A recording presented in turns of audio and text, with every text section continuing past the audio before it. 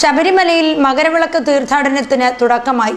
ക്ഷേത്രം തന്ത്രി മഹേഷ് മോഹനരുടെ മുഖ്യ കാർമ്മികത്വത്തിൽ മേൽശാന്തി ഇ.ടി. പ്രസാദ് ആണ് നട തുറന്നത്.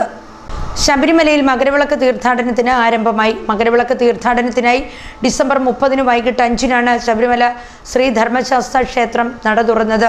ക്ഷേത്രം തന്ത്രി മഹേഷ് മോഹനരുടെ മുഖ്യ കാർമ്മികത്വത്തിൽ മേൽശാന്തി ഇ.ടി. പ്രസാദ് നട തുറന്നു.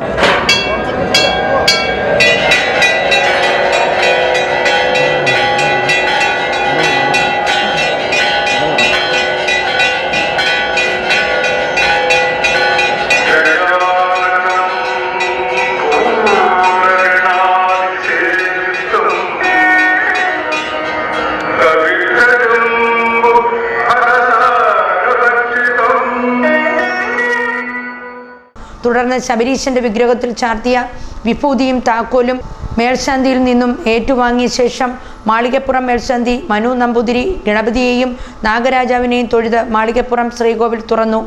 മേൽശാന്തി ആഴിയിൽ അഗ്നി പകർന്നതിനു ശേഷം അയ്യപ്പ ഭക്തർ 18ാം പടി ചവിട്ടി ദർശനം നടത്തി.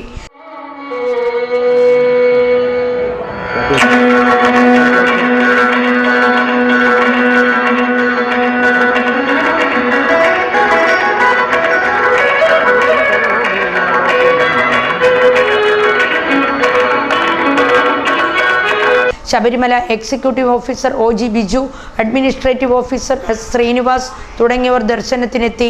മണ്ഡല മഹോത്സവം സമാപിച്ച ശേഷം ഡിസംബർ 27 നടയടച്ചിരുന്നു. ജനുവരി 14 മകരവിളക്ക്. ജനുവരി 19 രാത്രി 11 വരെ തീർത്ഥാടകർക്ക് ദർശനം സാധ്യമാകും.